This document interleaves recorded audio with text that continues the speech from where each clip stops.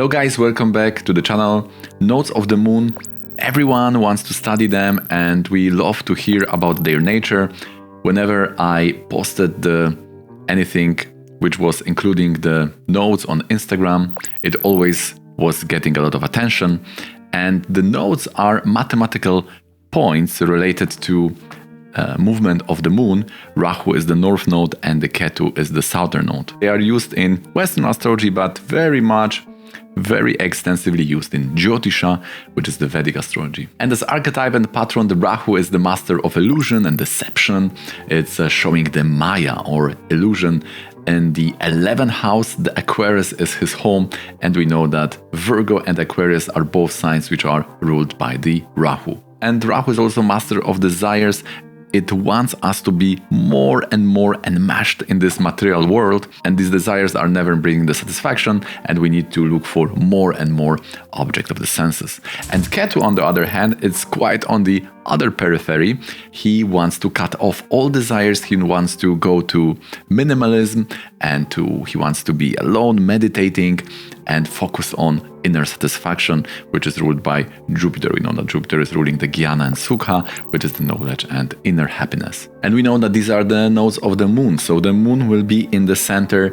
The moon is always showing the balance, people. If you have moon in the ascendant, you are probably the person who can bring the nice middle ground. You are always trying to be not extreme, and always you are fond of some center balanced views. Whenever Rahu and Ketu are in the chart, they are always showing the obsession, or Ketu showing the mistakes or disregard for the areas of life represented by its placement. For Rahu, see where is its dispositor. For example, if you have Rahu in Mercurial sign, you may be insecure about the money matters, and the Ketu is hitting the moon, so we can check the nakshatra and also arudas which are with the Ketu, and therefore they will show what you are ignoring or where is the disregard or positively non-attachment in your chart. And we know that they will represent very important areas in your life, especially if you have in your chart the yogas which are related to their placement, like we have Kala Sarpa or Kala Mrita yogas. So if they are in your chart, then whenever Rahu and Ketu are placed, the meaning of these houses, these issues, these narratives will be very important in your life, and they can be also the cause of the bondage and later freedom. This can be something like a breakthrough in your life, so you will never ignore such areas related to the position of the nodes. Recently, I've heard the podcast with Naomi Klein, and where she was discussing the 3 themes, and interestingly, all of them were related to the nature of the nodes. So this is something which inspired this video, and I want to talk about these 3 things. Naomi Klein is a Canadian author and also a filmmaker. She co-produced The Take in 2004, and This Changes Everything in 2015. But mainly she's known as a social activist connected to themes like corporate globalization and critique of the capitalist culture. She gained attention with her book No Logo in 1999, when she discussed the poor working conditions, the impact on environment, and also the erosion of local cultures. And she's also regularly publishing in The Guardian, The Nation, and The New Yorker. We know that she's coming from political aware family. Her grandfather was a Marxist. Her parents were opposing the Vietnam War, and also her brother Seth is also a political activist. She also studied. She dropped 3 times, so she didn't graduate. She is having a lot of awards, and she is very much recognized and is also teaching, giving lectures on the universities. And Klein also believes in the systemic change, and about that we'll be talking in the second point. But the first one is about the conspiracy theories. Naomi Klein is talking about this extensively. There are many interesting perspectives here. So this term was used first time in 19th century, and it was more popular with the many theories which were surrounding the JFK assassination. Idea was always present in the history, even in the Roman Empire, where there were death of the emperors. There were always some theories what could stand behind them. And from a psychological point of view, we know that the desire to have this complete view, I want to understand everything, also if that is combined with some desire for uniqueness, for unique view, and also in distrust to authority. If we have those three components, there is very strong chance that the person will also be in some point of life involved in some kind of belief in conspiracy theories. Of course, not all conspiracies are just theories. We know that there were, for example, the Watergate scandal and many things which, for example, you can read about in the Noam Chomsky book about the US involvement in many policies of other countries and so on. But what is important in this video, I don't want to go into politics. I just want to assign the nodes, the archetypes of Rahu and Ketu to those three themes which were talked about in this podcast. So to give further introduction into this topic, what Naomi Klein is saying, that there is this systemic approach to problems and what she is calling the Kabbalah. This is of course the Jewish mysticism, but with this term she is referring to more mystic or some kind of esoteric explanations which are hidden. There is some sinister hidden group behind something. So there is this systemic solution to problems. Normally this is used by some kind of political agency. So there is this diagnosis that the system must change, and also both the diagnosis and the solution are related to some kind of systemic approach. And there is also this Kabbalah, which means that there is some people, some groups or some nation, depending what is the conspiracy theory, which are standing behind something. And she's also referring to a famous quote of August Bebel. He was the political activist from the SPD from the 19th century, and he was referring that anti-Semitism is the socialism of the poor. And what he meant by that is that people are recognizing there are some inequalities, and that recognition, that feeling is right, but they are assigning that to some specific people or nation. So that is already the wrong diagnosis, and this is on the edge of the anti-Semitism. So he was criticizing this approach as a simplification, and there is an ignorance involved, irrationality, and this is very much simplified the view of what is the complex situation, what is really happening. So we can also now take this example and bring it to all other conspiracy theories. And in Jyotish and astrology, this will be the Rahu, which is showing seeing things which are not there, right? The Ketu can ignore things, and Rahu is seeing things which are he's adding to the picture. And therefore it's good for abstract and categorization, because this is like a superstructure. This is very good when it comes to trying to understand the world. But if this is fantasy or illusion or irrationality, then Rahu can also deceive us. And for people who have Jupiter afflicted by Rahu or in blood placement, Lagna Lord Jupiter, which are showing how you see the world, if they are very much afflicted with the Rahu and Jupiter being the karak of understanding, then you may be prone to such going to this rabbit hole of conspiracy theories. So if you have Jupiter afflicted by Rahu in some place in the chart, then you need to be super aware if you are not going too far in your independent thinking and so on. If you have this, try to contemplate on the maybe there are some more systemic approaches to the problems or feelings you may recognize in the world. So as said, the feelings may be right, but the diagnosis may be a little bit too simplistic. So it's good to be educated on more complex understanding of what's going on. And this is always interesting, because the cure for Rahu is more Jupiter and Sun. If you are bringing more Jupiter, then this Rahu will go away. This is also what the exposure therapy is doing. When people have this anxiety, this by the way, anxiety is in the 4th house, and when you are suffering from this, then always the cure for that is the therapy of exposure, gradual exposure in controlled, safe space environment. When you are little step by step, for example, if you have a fear from, I don't know, maybe a spiders, then first you see the spider from some distance, then next day or next week you are a little bit closer, then after some time, maybe months, you can take the spider on the hand and so on. So similarly, so it's like Sun Jupiter, you are being more accustomed to the new situation, and you see that there is no danger, and step by step you are overcoming the Rahu by bringing the Sun or Jupiter. So what is very important, Naomi Klein says that the conspiracy theories, they have the feeling right. That is the diagnosis, the core diagnosis is correct. For example, there are inequalities in the world. There is injustice. There is people who may want to benefit from others financially. So that is all right. But the facts are warped. The truth is warped because of the Rahu and because of this too simplistic diagnosis of what's going on. So therefore, this brings theories like some group, some sinister group which we don't know. So there is also very hard to oppose such conspiracy theories because they are containing the elements of unknown. So they are very hard to falsify, like Karl Popper said. So the facts are too simplistic, they are irrational, and they are wrong. But the feelings and the motives behind them, they are the same. They are also shared by people who are seeing the things in more systemic way, that they are challenges to the system. So Rahu and Jupiter. Rahu and Jupiter, they both have 5th and 9th house aspects. So this shows that they are bringing something from past to the future.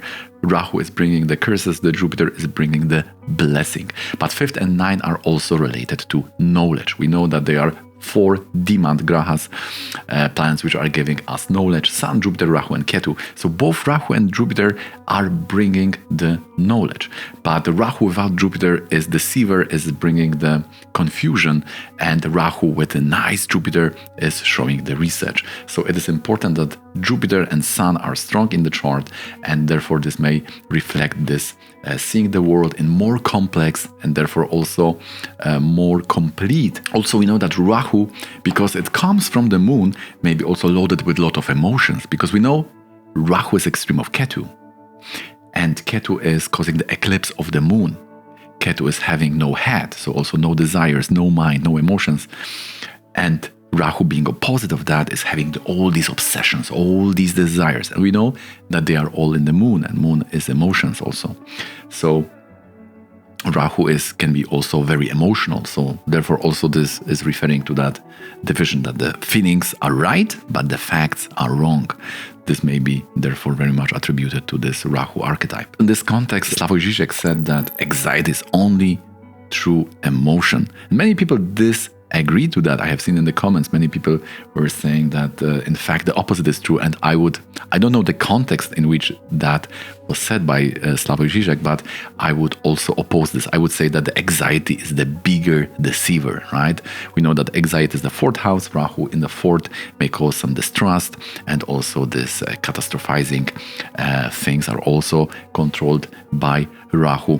And all these anxieties are false patterns of thinking, and again, because the way to solve these problems are to bring the Sun or Jupiter, the real exposure or alternative correct thoughts, right? So for example, one type of therapy is that you are writing all those thoughts you have, and then you are adding to each of this statement your mind produce, you are giving alternative, more probable, more healthy way of thinking. And in this way you can compare this extreme false anxiety-driven thoughts you have in your mind, and then you can compare this to more healthy, more probable and more balanced thoughts. The second topic which was discussed was, of course, artificial intelligence, one of the most popular term on many web services. And this was used first time in 1995 by Paul McCarthy. He was a computer scientist. And this is referring to machines which are operating things which was before previously only attributed to human intelligence. This could be learning, problem solving, and predicting. There is also this natural language processing. So the software or the algorithm is trying to understand the language and is trying to make various use of that. So that is also a very big part of this artificial intelligence. And of course, there are the ethical restriction and concerns related to copyright, related to creativity, and also to jobs replacement, which is also a big concern. So this AI is also quite politically investigated area. There is a lot of investments into it. $154 billion in 2023, and this is 30% more than in 2022. So you can see that the increase is very high, and we can only suspect how much it will be in, for example, 2024. Many countries are invested in this. I will just read that Sweden is about language models, Luxembourg is about regulating AI in Europe, Denmark is about the deep learning and facial analysis, India is using the Air India virtual AI agent Maharaj, Japan is incorporating into the vehicle designs like Honda and Sony Honda. By the way, Sony has so many products already. When I was investigating how many is there, I was really surprised. And Switzerland is about the autonomous security robots. So we can see that many people, many countries are very much invested in this AI now. And we have the nodes again here, because the Rahu is showing this abstract models, research. It has the bits of information. It has to regroup. It has to understand what's going on and then learn from that. So this deep learning is involved there. And Ketu is the computation power and is also ruling this whole small machines, the hardware, which is very much a part of the whole process. Rahu is also entering into the unknown, because in the deep learning you are all the time trying to understand more parts and building all those algorithms which are giving the best answers, and also is consolidating many pieces of information. So all this is very much Rahu. And the Ketu is the speed, the perfection, the reflex. It is all very fast. So that part of the feature that this is so quick, so fast, and so effective. This is really now is becoming the rival to humans, and therefore this is already replacing a lot of jobs. So these two, Rahu and Ketu, are working in perfect way to create this simulation or avatar of our human brain. I have a few more things to share in this video, but if you have found any value till now, then please hit that like button and make sure to subscribe, as we are regularly each week we are sharing here the tips and tools of the tradition. And now let's go back to the video. The third topic is the Doppelganger. This is also the title of her new book. And this is very much referring to the German folklore. It was popularized in the 19th century by John Paul in the novel Siebenkass. And it means the double walker. It is showing the duplicate or ghostly duplicate. It was referring then to some person like us who is walking somewhere in the earth. And we can also find this in other cultures, mostly referring to some kind of spiritual beings which are duplicate of us walking on some parts of the earth. And Naomi Klein was using this term to refer, because people were often confusing her with other Naomi, which is also a political activist, Naomi Wolf, but she is standing on completely different part of the spectrum. She's more right-wing, and she was in 1999, she was consultant to Bill Clinton and then also to Al Gore in 2001. And she rose to prominence because of the third wave of feminism. By the way, the third wave is very important astrologically, because it's bringing the femininity back. So we have those archetypes used in psychology. So for psychology and for astrology, this is quite interesting, because the femininity, which was equalized and somehow pushed back in the second wave, is coming back in the third wave. And we know that Naomi Wolf was and is related to many conspiracy theories. She's known from the ISIS beheading video. She was saying that it was all staged by US. There were some actors, and this was also bringing a lot of confusion. And of course, the COVID-19. She was anti-vaccination movement propagator, and she was also saying that there are some microchips in the Moderna vaccine.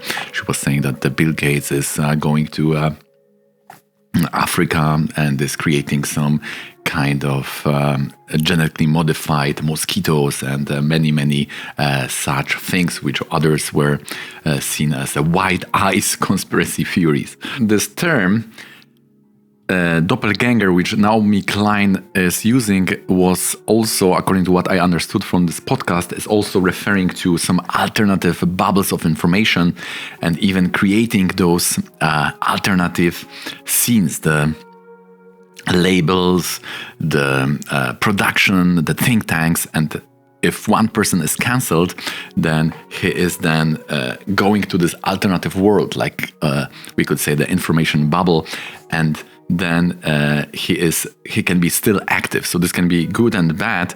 For conspiracy theories, this can be problematic because this is like building the alternative world, which can be alternate to facts.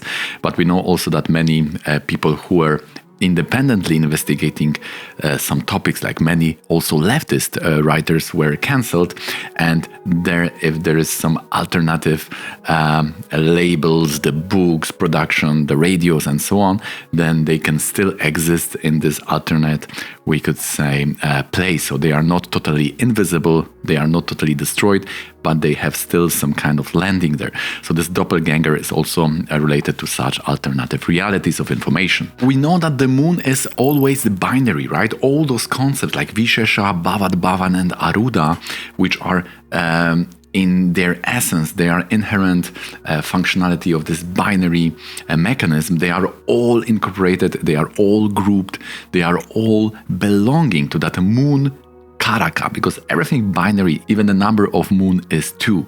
So the sun is showing the Advaita, the spirituality school when Jiva, which is the soul, and God are one, and the moon is always Dvaita. Moon is showing that a binary thing.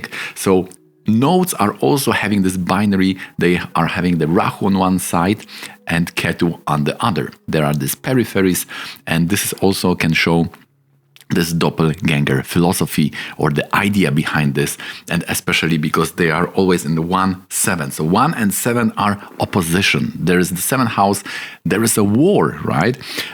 The 6th house is someone stealing from you. You don't know about this because it's the shadow house when that enemy is now opposing you, and this is becoming some open debate. Then this is the 7th house. Also people, for example, in the Shamsa, people who are rivaling, they are competing for your position, they are also in the 7th house. So 7th house, especially if it's having some negative yogas, will show the opponents you have. And Rahu and Ketu are always in 1-7, also the house distance. So they are always showing also something opposite. And there is this similarity because they are on the same line, but they are in the opposite or alternative information universe. Therefore, this term is also very, very much related to this Rahu Ketu concept. So also if you have Rahu and Ketu in 7th house in Rashi or in the Navamsha, you may have such challenges in a relationship because you may feel as if your partner is from different culture, even if from the same country, may have different habits. You may feel as if he is someone other than you. So this otherness, also the wall, the border and otherness, these are all concepts also belonging to Rahu and Ketu. And as we know from experience and also from the history or conventional wisdom, those differences are very important and they may lead to something extreme, even like divorce. So this Rahu and Ketu may provoke such confusions. So it's not always so attractive and appealing like exotic. So, right, the exotic is unknown but joyful, full of fun and nice. But if there is too much misunderstanding, there is the waste of time and resources, and there is this feeling of as if I'm not understood properly or I'm misunderstood partially, then these Rahu and Ketu are now behaving negatively, and in extreme this can lead to end of relationship or business. Okay guys, if you stayed with me till now, huge thanks. Please don't forget to hit that thumbs up. If you'd like to have one-on-one consultation, you can find the email below. Please join our Discord community and hit that subscribe button for your regular dose of Jyotish videos. And if you are hungry for more, then please consider watching this one.